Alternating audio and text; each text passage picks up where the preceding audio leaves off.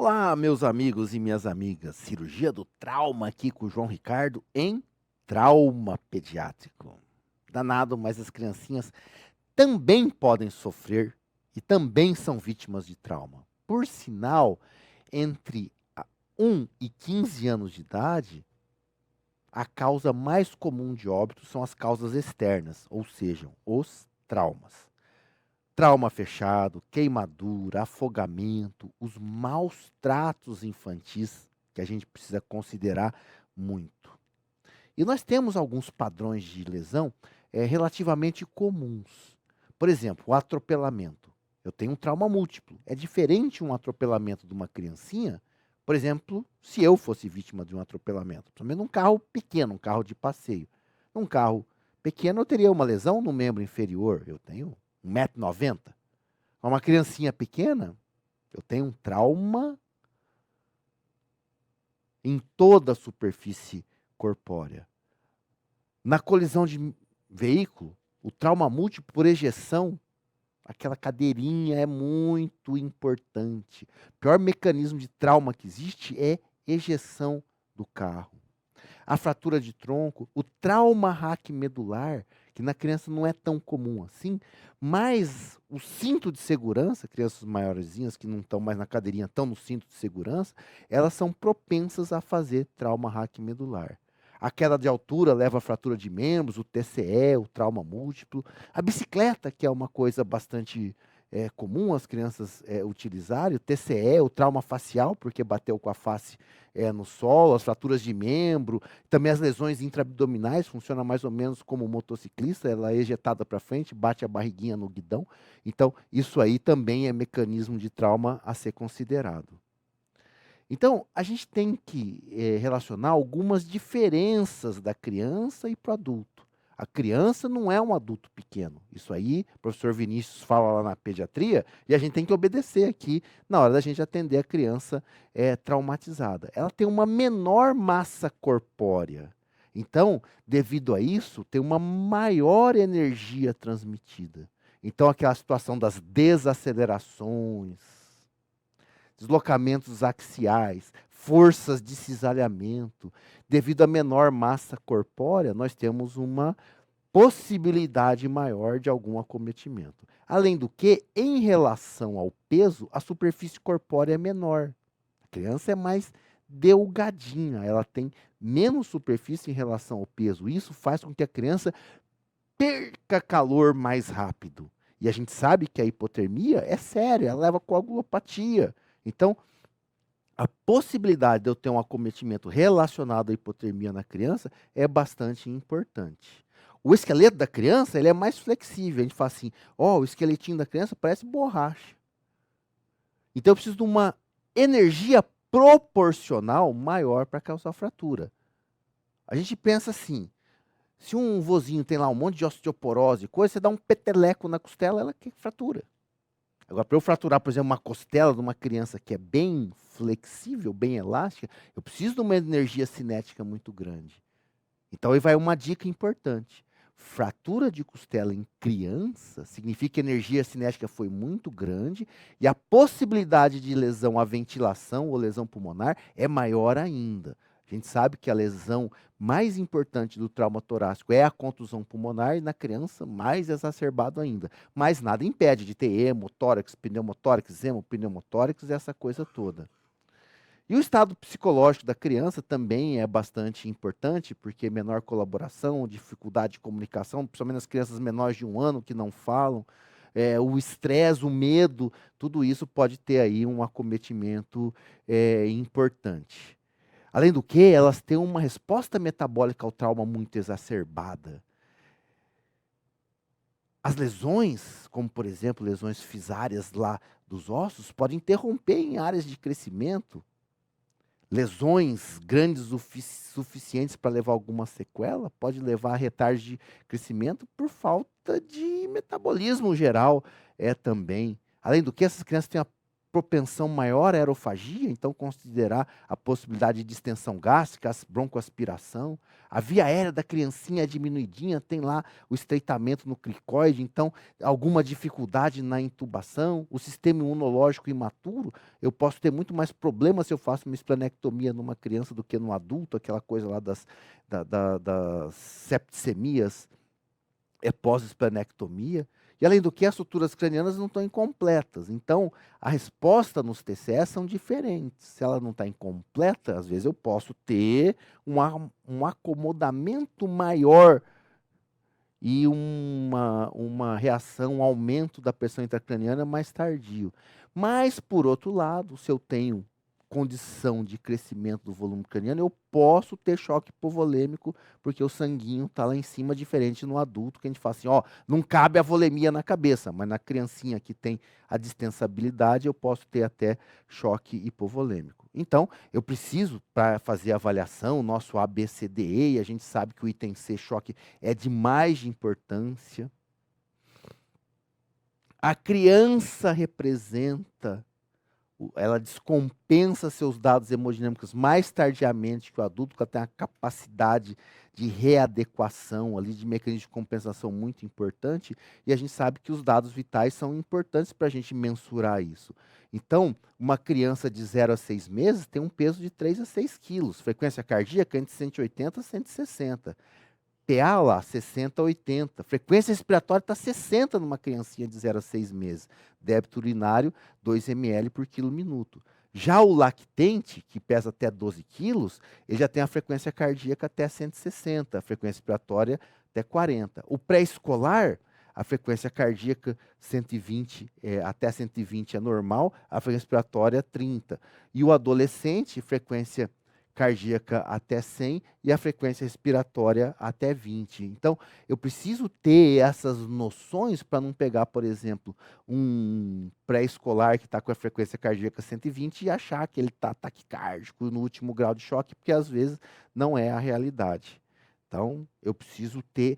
e como é que eu vou saber o peso dessa criança? Tudo bem, existem crianças obesas e tal, então a gente não pode fazer uma relação muito estreita do tamanho da criança com o peso.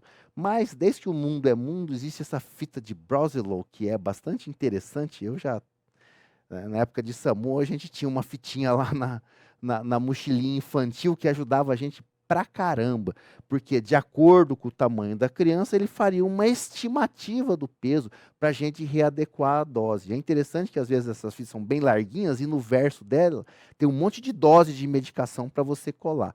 Mas agora com esse negócio de celular, aplicativo, virou moleza, né? Antigamente não tinha essas coisas, a gente tinha que ter cola escrita mesmo. Especificidade importante. Estamos lá. Item A, via aérea. É prioridade? É prioridade. Só que tem um detalhe. O perímetro cefálico da criança é maior que o do adulto. Então, na hora que a gente põe a criança direitinho lá, como ela é, desculpa a palavra aqui, cabeção, ela tem a tendência a fazer uma espécie de uma flexão. Então, para a gente proteger a coluna cervical e permeabilizar a via aérea, nós teríamos que deixar aqui numa linha. E o que ajuda muito é colocar um coxinzinho aqui abaixo do ombro. Muito interessante. É um macete legal aí para o seu atendimento. E lembrar aquela coisa das vias aéreas. Tem aquele dito assim, a criança chorou, via aérea está permeável. Na maioria das vezes isso é realmente uma grande verdade. E para a gente horizontalizar essa via aérea e coisa, como a gente faz essa retificação, a criança fica com a carinha mais alta, assim, parece que está hiperestendida, que é a tal da posição do cheirador. Agora, um macetinho legal para deixar a posição do cheirador sem hiperestender a cabeça, a coluna cervical, é colocar o nosso coxinginho. Temos que aspirar, temos que retirar corpo estranho, posicionar a via aérea, oferecer oxigênio suplementar. E o que a gente chama bastante atenção é na hora da cânula de Guedel. No adulto, a gente põe ela ao contrário, né? A concavidade voltada para cima e depois a gente faz a rotação. Na criança, se eu faço isso, eu leso lá o palato da criança, o céu da boca. Então, um abaixadorzinho de língua, abaixa a língua e eu já ponho o meu guedelzinho direto. Tem os mesmos problemas, causa vômito, e a criança que está consciente, ela não tolera o guedel, os princípios são exatamente os mesmos. Ah, mas então eu preciso a via aérea definitivo. Sim, na via aérea definitiva da criança eu tenho que lembrar uma coisa. Tem um estreitamento lá no anel criticoide, então o tubinho da criança não precisa do cuff. Pô, mas eu não sei o diâmetro do tubo que eu tenho que colocar. Pega o dedinho, quinto dedo da criança, é o mesmo diâmetro. Ou o diâmetrozinho interno da narina. Eu vou lá pegar dedo de criança, o quê? Eu meço lá no diâmetrozinho da narina, nunca tive problema com isso. Então, adequado o tamanho da cânula, se eu preciso de uma sequência rápida, e agora não está sendo mais chamada de sequência rápida pela 10ª edição da atualização do programa TLS, eles estão chamados de sequência medicamentosa. Importante fazer a atropina primeiro, 0,1 a 0,5 em menores de 1 ano, para quê? Salivação, evitar a bradicardia, e aí você faz a atropina e faz a sua medicação. Nas crianças menores de 10 quilos, a succinilcolina é 2 miligramas por quilo, se eu precisar usar succinilcolina ou se eu optar usar succinilcolina. Acima de 10 quilos já vai a mesma dose do adulto, 1 miligrama por quilo de peso. E os americanos adoram, eles usam muito pela estabilidade, pela possibilidade dele não fazer hipotensão, diferente do propofol, eles usam muito etomidato. Nos pacientes com hipovolemia, 0,1 miligrama por quilo. No Brasil, a gente usa muito midazolam, 0,1 miligrama por quilo nos pacientes hipovolêmicos e normovolêmicos também. No paciente normovolêmico, o etomidato ele pode subir um pouquinho a dosagem, 0 a 3 miligramas por quilo. Como as questões se baseiam muito em dados de literatura, o etomidato a gente precisa guardar isso para que a gente possa se virar aí na hora que perguntarem. Outras coisas importantes e específicas é que na criancinha, a intubação nasotraqueal, ela está totalmente contraindicada abaixo de 12 anos, porque eu posso causar lesões à mucosa orofaringe, aqui nasofaringe é extremamente frágil. E se for necessário uma via aérea definitiva, trauma maxilofaciais graves, eu tenho contraindicação da cricotireoidostomia cirúrgica abaixo de 12 anos. Eu posso ter o desabamento das cartilagens e fazer uma estenose traqueal. Então, na criança, a cricotireoidostomia é por punção, ou seja, ventilação a jato. Não existe cricotireoidostomia por secção cirúrgica na criança abaixo de 12 anos, e esse é um conceito bastante importante, bastante sério. Bom, uma vez permeabilizado a via aérea, o item A, nós temos a ventilação. Trauma torácico da criança, lembra? A contusão pulmonar, energia cinética, a menor proteção da musculatura e do arcabouço torácico. Então, eu tenho que levar bastante em consideração isso. E lembrar que a hipoventilação é uma causa de óbito frequente. E as crianças, normalmente, em 10% das vezes que elas estão pós-traumatizadas, eu tenho comprometimento torácico. A maioria em trauma fechado, mas pode ser trauma penetrante também, bala perdida, enfim. E a necessidade de drenagem, se for necessário, os drenos não vão ser do mesmo calibre do dreno do adulto. Tem que passar lá no espaço intercostal, isso é bastante óbvio. Depois, o item C, circulação, tem umas coisinhas interessantes para a gente falar da circulação. A primeira delas é que a reserva fisiológica da criança é aumentada. Então, ela vai fazendo seus mecanismos de compensação, vasoconstrição. Pô, a arterinha dela está 0 quilômetro. Aquela arterinha ela faz uma constrição com uma facilidade enorme. Então, mesmo com determinada gravidade, os sinais vitais eles são mantidos até certo ponto. Os sinais de choque na criança eles vão ser perceptíveis após 25% de perda. E eu preciso fazer a reposição volêmica. Veia periférica, da mesma situação com o adulto. Não, eu não consegui uma veia periférica. Vamos fazer uma punção femoral? Tem maior risco de trombose do que no adulto. Então, a opção na criança é uma opção maravilhosa, é a infusão intraóssea. 2 dedinhos abaixo ali da espinha da tíbia, perpendicular, tem dispositivos de agulha pronto, tem até uma molinha, é facinho de usar. Às vezes agulhas grossas quando eu não tenho outra situação. Veio sangue, eu aspirei medula óssea, tá lá. Soro, sangue, remédio, ele topa tudo. É uma maravilha a punção intraóssea em criança. Há muito tempo tem se discutido aí a punção intraóssea no adulto, mas ela realmente parece que não virou uma realidade. Mas crianças abaixo de 6 anos, nós temos essa grande possibilidade. E olha só, em falando de choque, no adulto eu tenho lá choque grau 1, grau 2, grau 3 e grau 4. E na criança, nós temos aquelas situações da perda volêmica, né? E perda volêmicas menor de 25%, entre 25% e 40%, e maior que 45%, que é bastante grave. Então, o que a gente observa? Aqui no 25 a 40 eu tenho taquicardia e acima de 45% eu já tenho hipotensão. Né? Nós temos dados menos importantes aqui beirando 25%, porque são os mecanismos de compensação, eles dão conta, tanto é que menos de 25% tem uma redução mínima do débito urinário. Aqui acima de 45%, uma ausência do débito urinário. E assim por diante, é um quadrinho bastante interessante para a nossa orientação. E como que eu vou fazer a reposição volêmica? Aí nós precisamos parar e conversar uma coisinha sério. Bastante sério mesmo.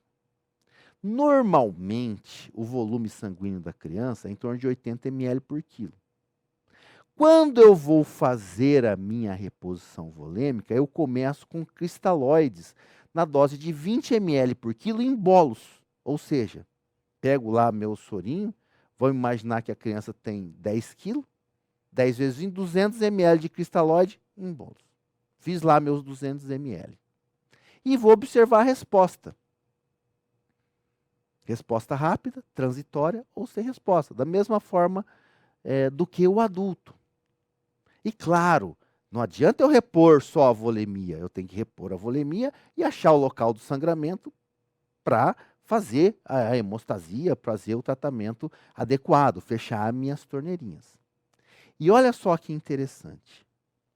É clássico na criança eu fazer a primeira dose, 20 ml por quilo de peso em bolos, e repetir isso 3 vezes, caso ela não tenha já uma resposta. Esse é o clássico. Só que, gente, preste atenção nisso. Está chegando aí 2018, março de 2018, vão se começar os cursos ATLS baseados na 10ª edição, que foi anunciada as suas mudanças em novembro de 2017.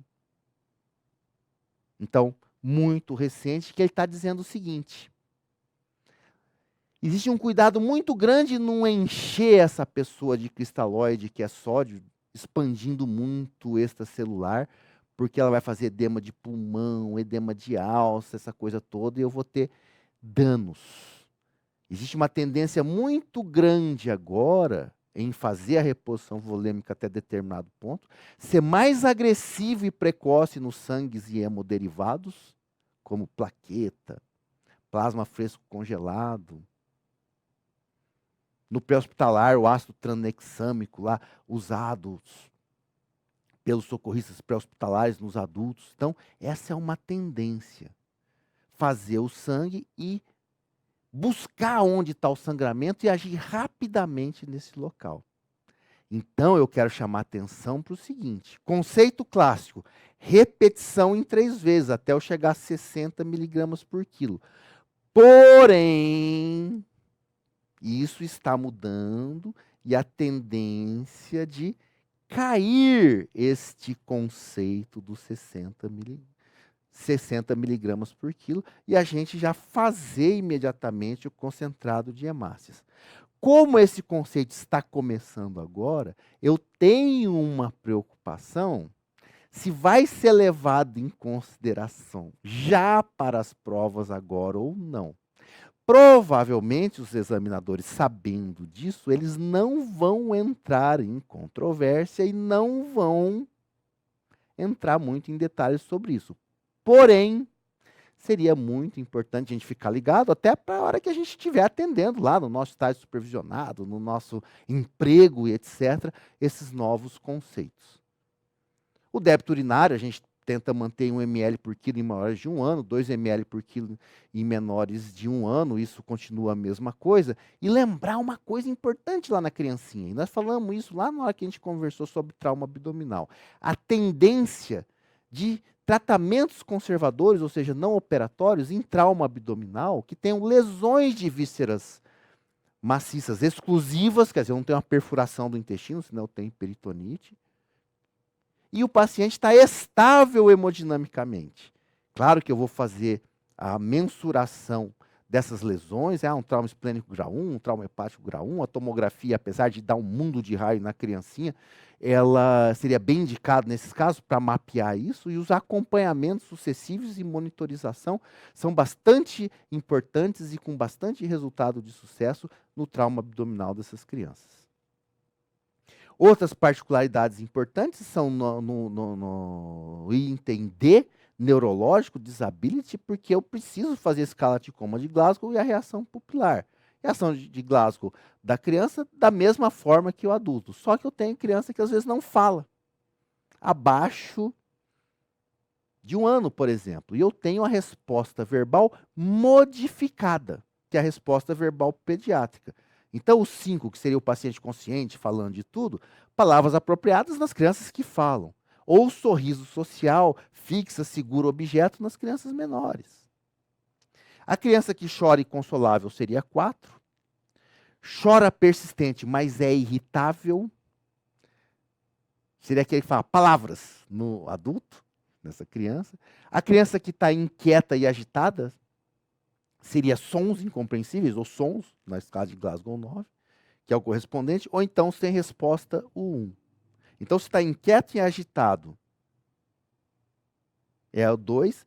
Se choro persistente, irritável, quer dizer, surtou um gemido, alguma coisa, o 3 seria a coisa.